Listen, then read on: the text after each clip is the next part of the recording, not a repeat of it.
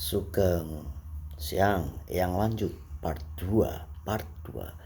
This is really second part that I give all my informations to you, my great grandchildren. Yeah. Alright. Show go on. Kitab Teles hanya ditemukan oleh hati nurani. Makanya leluhur eyang-eyang dahulu tidak ingin menuliskannya. Bukan karena sebab, of course, they are smart and brilliant. Dan mereka ahli tata bahasa. Karena mereka tahu bahasa itu berasal dari jiwa. Bahasa itu berasal dari kecerdasan. Dan bahasa itu mampu menciptakan power of illusion, kekuatan ilusi yang luar biasa. So that's why in my point of view, di dalam poinnya Eyang, ketika kekuatan power bahasa yang mampu menciptakan ilusi, that's why I'm learning. Saya belajar, Eyang belajar untuk model Kumandil Gendewati dan Silpringsil bahwa yang mengendalikan bahasa itu adalah jiwa. Bahwa jiwa itu mampu mengendalikan bahasa dan bahasa dikendalikan oleh jiwa yang letaknya di dalam mata ketiga atau mata satu yang muncul di tengah, yang artinya sejajar dengan pineal gland. Gitu. Nah, dengan kitab Teles maka tidak usah repot-repot. Why? Ya, kenapa? Karena itu akan ditemukan olehmu sendiri. Ketika hati nuranimu itu dalam keadaan tenang, engkau akan menemukannya. Tidak pernah dan tidak perlu mendengarkan dari wejangan-wejangan Eyang. Itu akan kau tangkap sendiri by experience. If you are experiencing in something about your life, dalam kehidupanmu ini, surrounding your environment, di sekeliling lingkunganmu, maka you will find yourself. Kamu akan menemukan who you are. Ya. Hati nurani yang mampu menciptakan kitab Teles karena prosesnya yang mencari. Mencari itu butuh memori yang bagus. Makanya informasi dan data disimpan. Nah, leluhur kita sudah menyampaikannya, informasi dan data melalui tembang, gending, bahasa-bahasa sajak, puisi dan sebagainya. Nah, orang kita now millennial, now itu difference dengan beberapa waktu yang lalu. Mereka mempunyai pasewon yang menggigit. Pasewon itu jiwa. Pasewon itu gambaran jiwa, di mana pasewonnya selalu tenang. If they are in trouble, jika mereka dalam masalah besar, orang zaman dulu yang leluhur semuanya itu tenang, kelihatannya is good. Makanya simbolnya adalah belangkon, kelihatannya di depan santai mulus, di belakang bendol. Yang artinya meskipun engkau dijahati, meskipun engkau dibuat jahat, engkau akan tetap tenang. Engkau akan selalu waspada. Tetapi bendol di belakang atau sesuatu yang besar di belakang itu mampu menumpaskan segala musuh yang di depan. Tetapi enggak, zaman sekarang orang kelihatan ketika kelihatan marah, diluapkanlah emosi itu. Ketika tidak suka, maka kelihatan tidak suka, diluapkanlah emosi itu. Berbeda dengan Sang Kinasih. Sang Kinasih, sang Satrio Piningit mencintai orang yang memusuhinya, mempunyai jiwa budi pekerti yang luhur.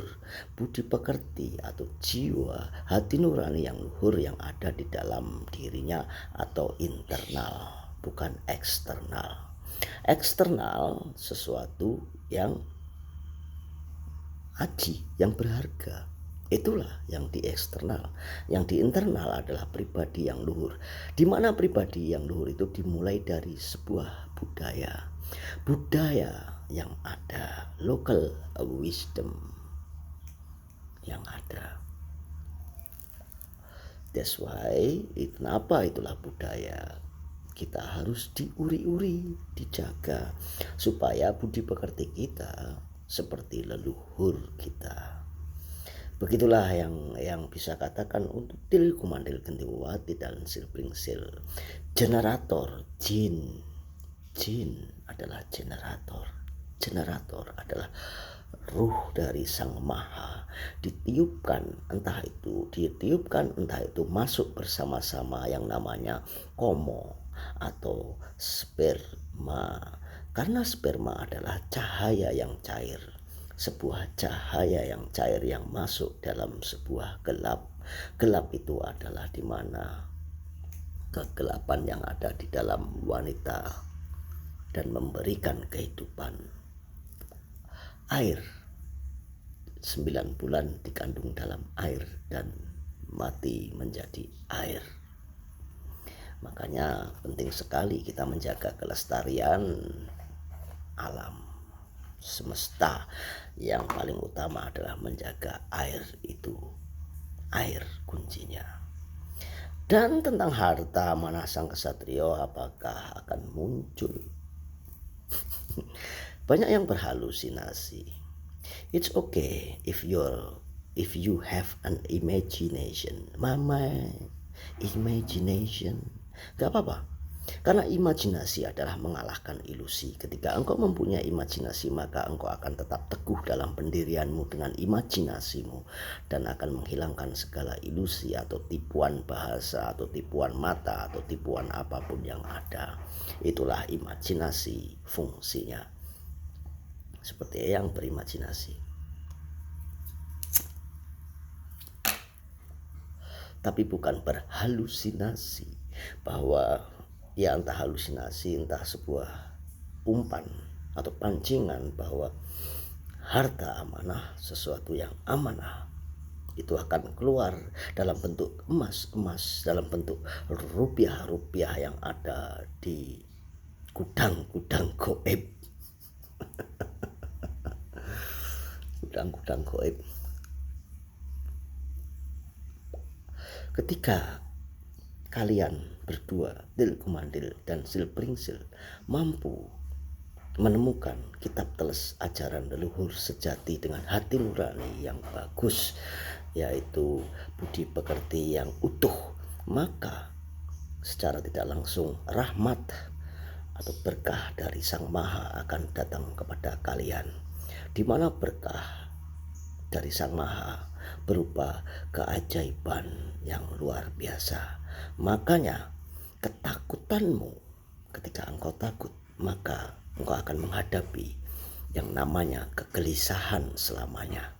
Tetapi keberanianmu menghadapi sesuatu yang ada, sesuatu ilusi, keberanianmu akan dinantikan oleh keajaiban. Keajaiban yang artinya dari Sang Maha. Begitulah dengan harta amanah yang semua orang mempunyai mimpi, halusinasi untuk menjadi pemimpin tertinggi dari segala pemimpin atau ratu adil yang bisa menemukan harta amanah.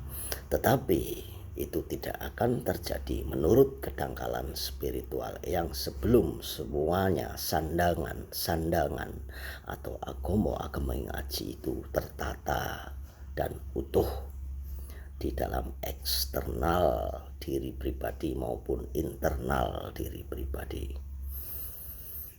Ketika itu tidak utuh, maka itu tidak akan datang yang namanya wahyu. Imajinasimu boleh tinggi untuk menghadapi ilusi, tetapi jangan halusinasimu yang tinggi, karena engkau akan terjebak dalam ilusi. Kiranya begitu part 2, second part, which is yang give it to you. today. A little information from the deepest of acknowledgement idea, dari sebuah kedangkalan ide yang dangkal punyanya yang, tetapi semuanya sedang bergejolak tentang harta amanah, di mana itu belum bisa diambil atau diregistrasikan oleh kalian semuanya. Why? Because kalian tidak diberkahi.